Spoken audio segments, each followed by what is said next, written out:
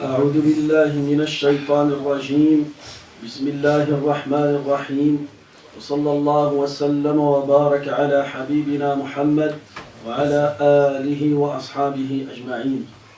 أما بعد فإن أصدق الكلام كلام الله عز وجل، وخير الهدي هدي رسول الله صلى الله عليه وسلم، وإن شر الأمور محدثاتها، وكل محدثة بدعة، وكل بدعة ضلالة، وكل ضلالة في النار.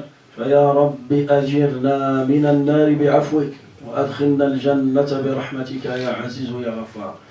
أيها الإخوة المؤمنون، لا زلنا نتكلم عن عقبات التوبة. عقبات 7 يضعها الشيطان في طريق المؤمن التائب إلى الله عز وجل.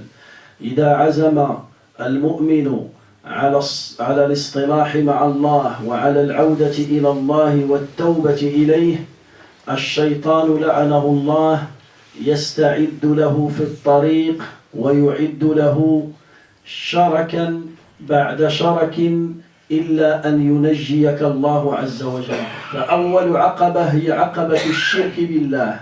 فإذا نجا العبد بنور التوحيد وبتوفيق من الله من الشرك، أعد الشيطان له شركا آخر ألا وهو البدعة.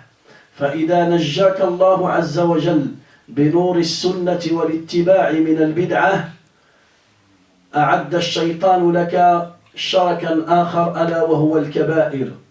فإذا وفقك الله عز وجل وأبعدك عن الكبائر، الشيطان لعنه الله يعد لك شركا آخر ألا وهو الصغائر.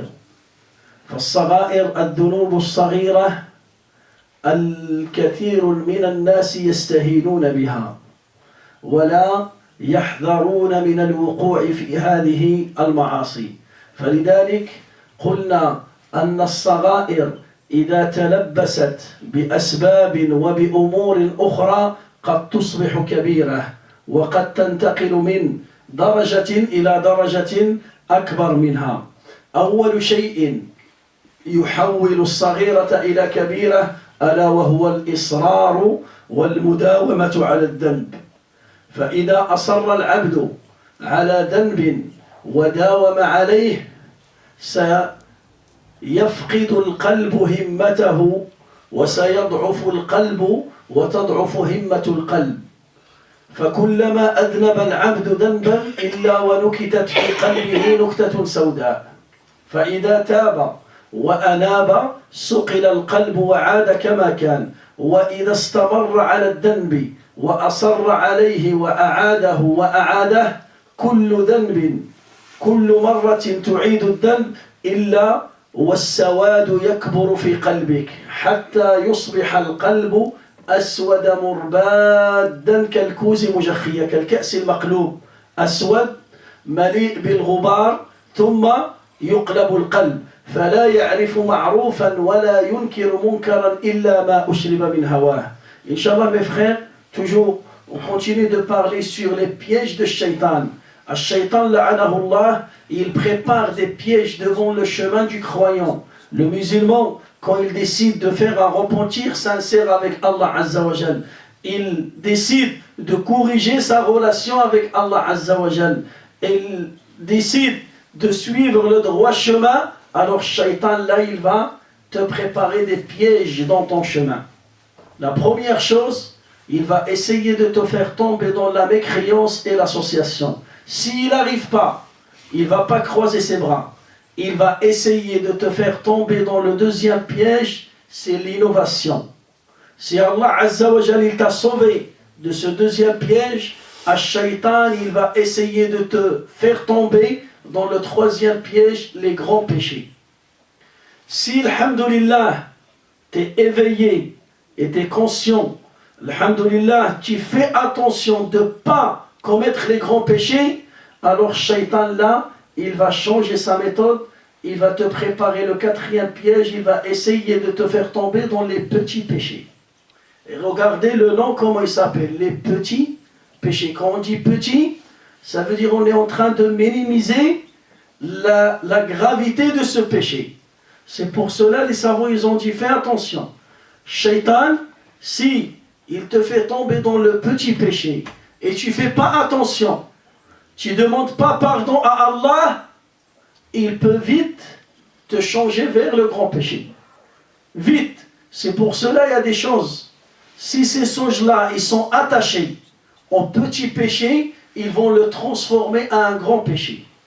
La première chose, l'habitude de commettre le petit péché.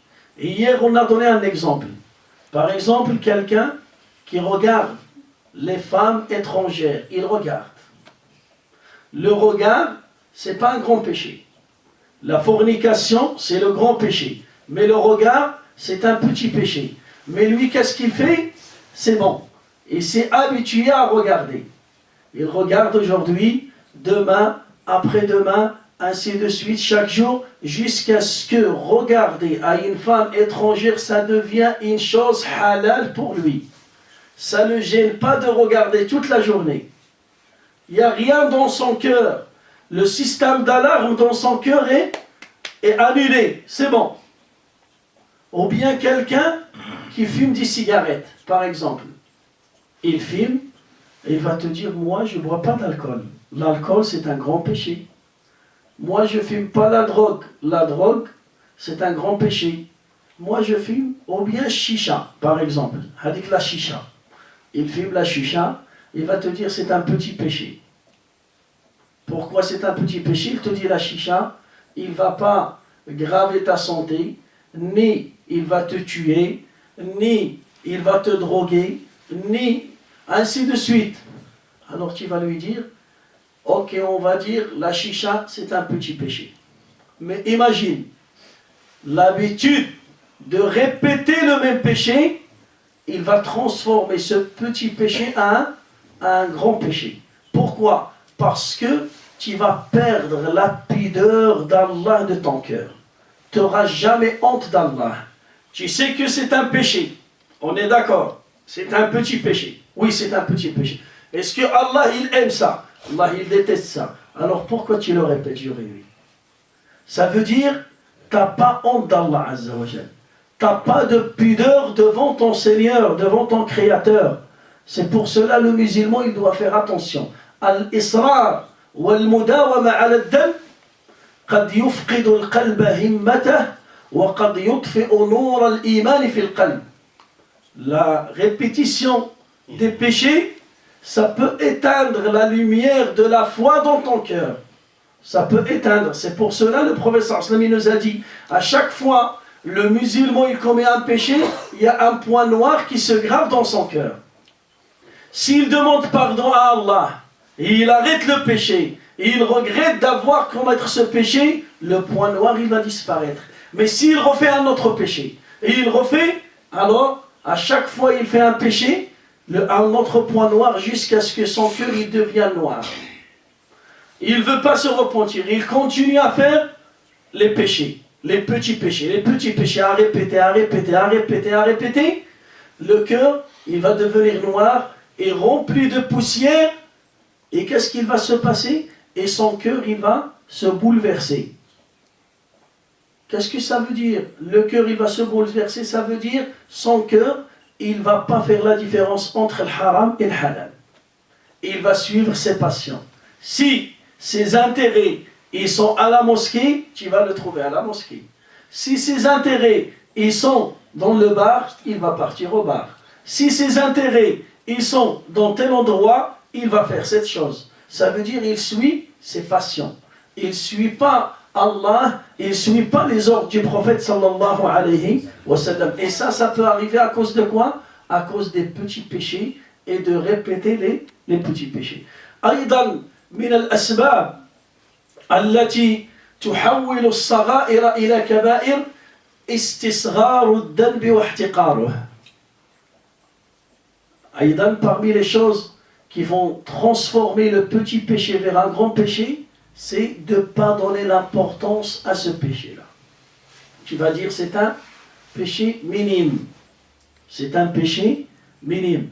وقد روى الإمام أحمد عن عائشة رضي الله عنها وعن سهل بن سعد الساعدي رضي الله عنه أن النبي صلى الله عليه وسلم قال: إياكم ومحقرات الذنوب إياكم ومحقرات الذنوب فإن مثلها كمثل قوم تعاونوا على إنضاج خبزتهم فذهب هذا فجاء بالحطب وذهب هذا وجاء بالماء وذهب هذا وجاء وأوقد النار فتعاونوا فأنشأوا وأنضجوا خبزتهم فكذلك محقرات الذنوب إذا اجتمعنا على العبد أهلكناه إذا اجتمعنا على العبد أهلكناه. Le prophète alayhi salatu wassalam, il nous dit dans un hadith rapporté par l'imam Ahmad, il nous dit faites attention aux petits péchés.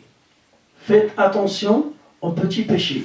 Les petits péchés, ça ressemble à des gens qui étaient en voyage et ils veulent préparer un repas. Alors le premier, il a ramené un peu du charbon et le bois. Le deuxième, il est parti pour chercher de l'eau. Le troisième, il est en train de préparer les légumes. Le troisième, il est en train de préparer le pain jusqu'à ce qu'ils ont préparé un repas. Chacun, il a fait un part de cette chose pour préparer le repas. Alors il a dit aussi, les petits péchés, quand ils vont se rassembler contre quelqu'un, ils vont le tuer et ils vont le faire tomber dans le châtiment d'Allah Azza wa Jal. فلذلك il faut faire attention.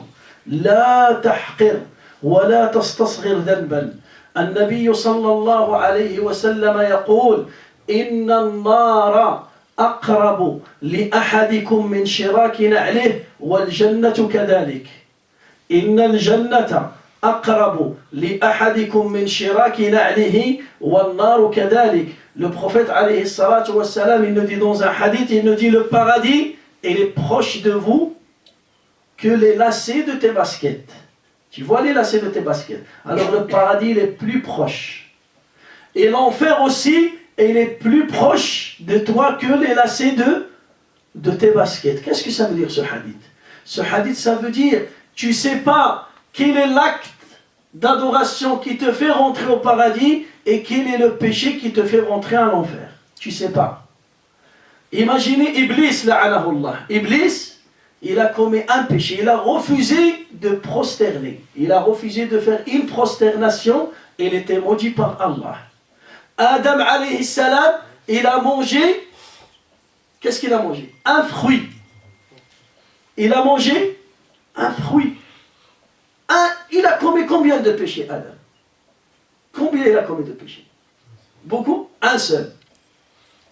Il est descendu du paradis vers la terre. Un seul.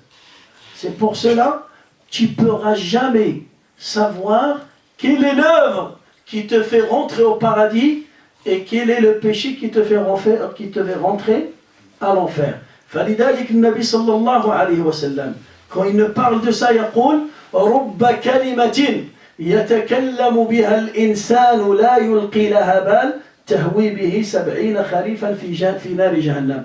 Le prophète sallallahu alayhi wa sallam, il nous dit faites attention. Des fois, une personne, il peut sortir une parole, une seule parole de sa bouche, et cette parole, ça provoque la colère d'Allah contre lui, alors il sera jeté au fond de l'enfer.